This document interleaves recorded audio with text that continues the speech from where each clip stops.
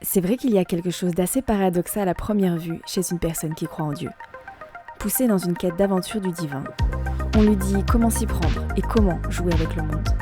Beaucoup diront alors que c'est complètement nul. Où est l'aventure si on te dit déjà à l'avance comment tu dois t'y prendre, comment en penser ou bien comment agir. Certains diront alors « laissez-moi ma liberté ». Laissez-moi être le démiurge de mon propre chemin, car je suis seul maître de mon destin.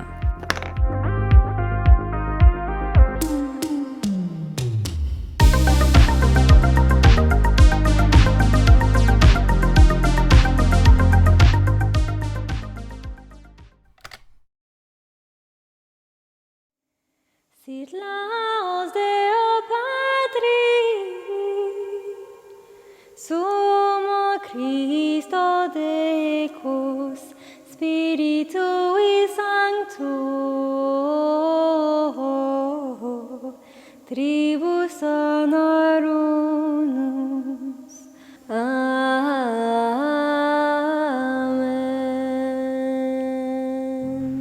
Plus que le fait de croire en un Dieu, le paradoxe concerne principalement ceux qui suivent une religion en particulier. En France, déclarer suivre une religion peut faire peur et à juste titre. Mais soudainement, il y a un peu cette étiquette qui se pose sur notre front, absence d'esprit critique. Et comme je suis le doute incarné même après ma conversion, je me suis posé pas mal de questions. Est-ce que la foi m'éloigne du réel ? Est-ce que je vivrai pas dans une illusion ? Et suis-je de nouveau un mouton qui a remplacé ses anciennes addictions pour une nouvelle bien plus insidieuse ? Cette vidéo est le fruit d'un cheminement très personnel. Je suis pas sûre de pouvoir répondre correctement à toutes ces questions, mais j'essaye au mieux de trouver le vrai dans toute cette histoire et j'espère que ça vous plaira. Merci d'être toujours là et bon visionnage.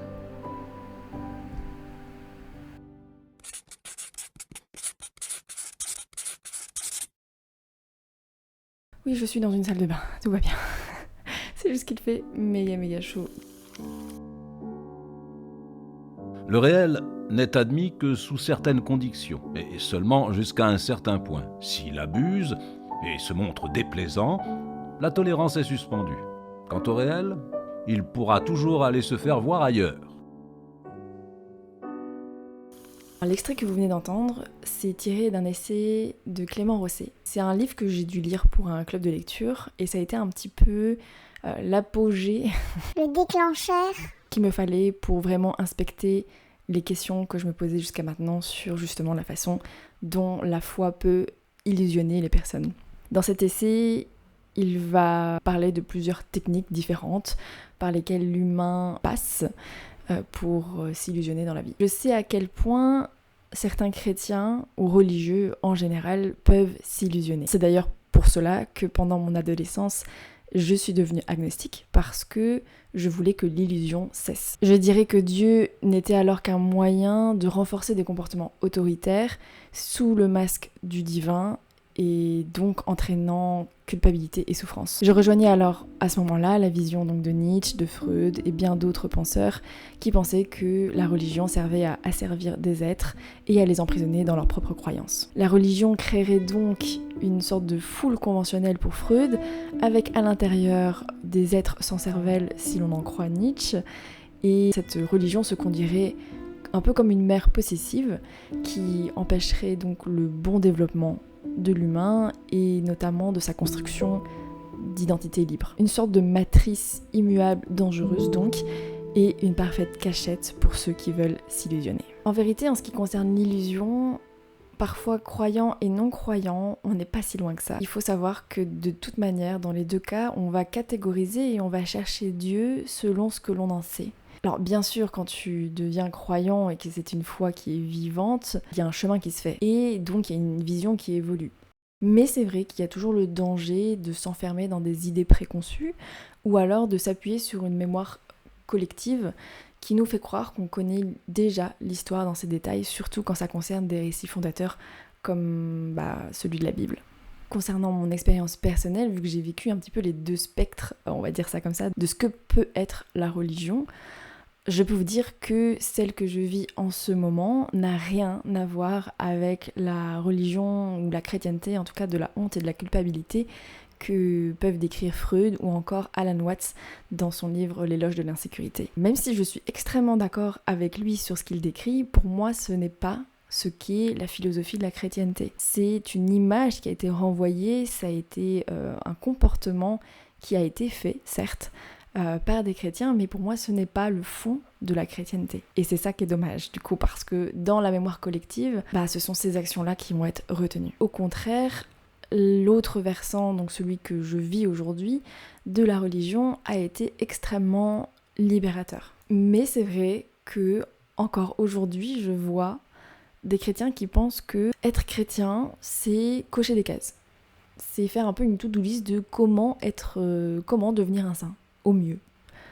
Sauf que la foi, c'est pas ça. La foi, ça demande une transformation intérieure qui va bien plus loin que ça. Un chrétien aura beau lire toute la Bible et respecter toute la Bible à la lettre, ça ne fera pas de lui quelqu'un qui comprend Dieu et qui est proche de Dieu, qui le comprend vraiment de ses tripes. Et j'ai envie de vous citer un passage d'Alan Watts qui décrit ce que représente un type de puritanisme qui pour moi dénature la philosophie profonde même du christianisme. Lorsqu'un homme donne du pain dans le but d'être charitable, vit avec une femme dans le but d'être fidèle, il est aussi froid qu'un coquillage. En réalité, il ne voit pas les autres. Pour répondre à cette première hypothèse, est-ce que la foi m'éloigne du réel ? Pour moi, non. La véritable foi me permet au contraire de m'ancrer plus dans le réel. Souvent, quand on veut s'illusionner, c'est parce que y a quelque chose qui nous déplaît. Il y a une souffrance ou une injustice ou quelque chose qui fait que on n'était pas prêt. Et je peux dire qu'aujourd'hui, au contraire, je suis beaucoup plus apte à me confronter au côté un peu décadent du monde. Je suis persuadée, en tout cas, qu'il existe une lumière plus forte vers laquelle, une sorte de source vers laquelle je peux aller me tourner et me ressourcer. La peur est devenue un moyen de savoir où sont mes failles et de l'utiliser pour mieux me risquer à agir.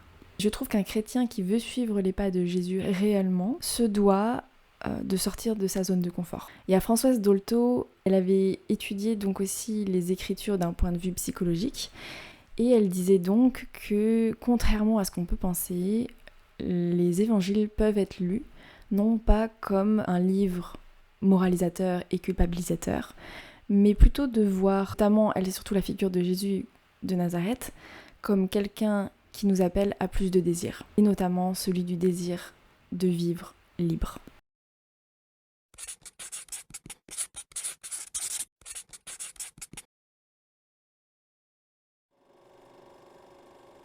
Freud avait une peur maladive de mourir avant sa mère. Et cette peur l'a paralysé apparemment jusqu'à ses 75 ans. Pour quelqu'un qui détestait les entraves, notamment de la religion, il n'a pas su se défaire de toutes ces entraves et notamment de celle-ci. Dans la vie, on peut se rendre compte qu'on s'attache très fortement à une personne, une idée, une idéologie, une identité, une chose, et que bien souvent, ces choses-là vont finir par nous freiner à un moment de notre vie. Un petit peu comme ce pauvre Freud qui a dû attendre ses 75 ans pour se dire libre. Et suivre Jésus, pour moi, c'est justement chercher à se défaire de toutes ces idoles. C'est des choses auxquelles on est tellement attaché qu'elles vont passer avant tout.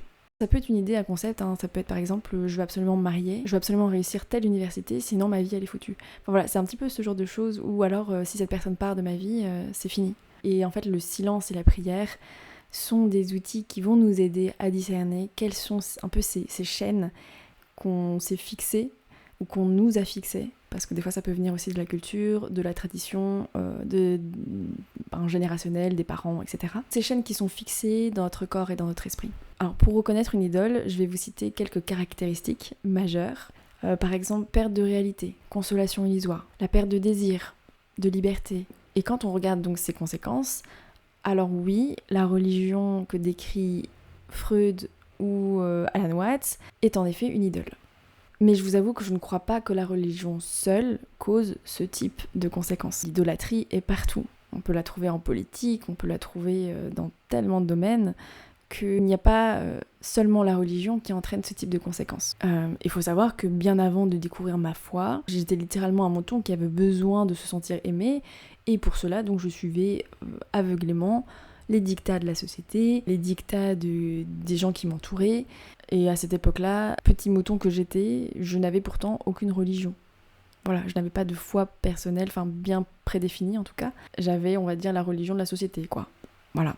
Je pense qu'il n'y a pas une relation directe entre religion et aliénation.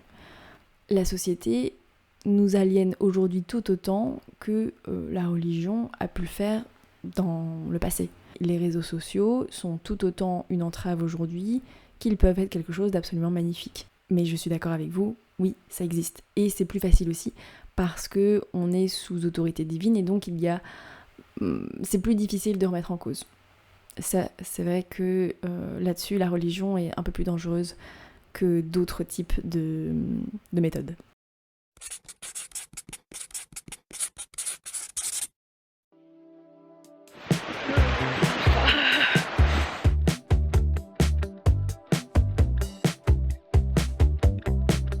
Afin d'éviter d'être ce mollusque barricadé sous une carapace de tradition selon Alan Watts, la réalité doit faire son entrée avec son lot d'insécurité.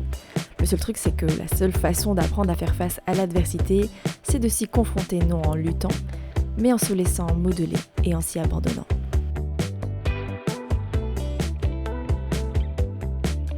Alan Watts pense qu'il y a une douce manière de le faire, telle l'eau qui surmonte son obstacle en toute flexibilité. Alors permettez-moi de douter un tout petit peu sur les termes douce manière, l'humain n'est pas aussi compréhensif. Mais c'est vrai que les épreuves, la méditation, la prière sont des moyens de travailler cette élasticité du cœur et de l'esprit. Mais encore faut-il avoir le courage de le demander.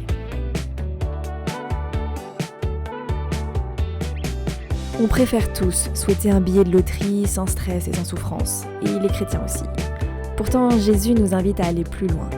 Et Dieu, depuis l'Ancien Testament, nous invite à aller à la rencontre de notre soi.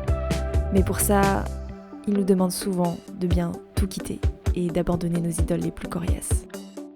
Je pense que ça demande du courage, de la patience, de la réflexion, bien loin du mollusque ou du mouton sans cervelle.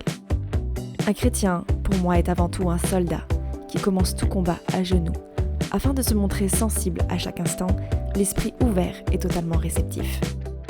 Et je pense que j'ai encore beaucoup de chemin à faire pour sortir de l'imitation et trouver pleinement mon soi avec Dieu. Mais je pense que le mouton que j'étais il y a quelques années a pris quelques neurones depuis, et j'espère que cela va continuer grâce à Dieu. Merci du fond du cœur à ceux qui ont regardé la vidéo jusqu'ici. Je vous dis à bientôt pour la prochaine et prenez soin de vous. Ciao!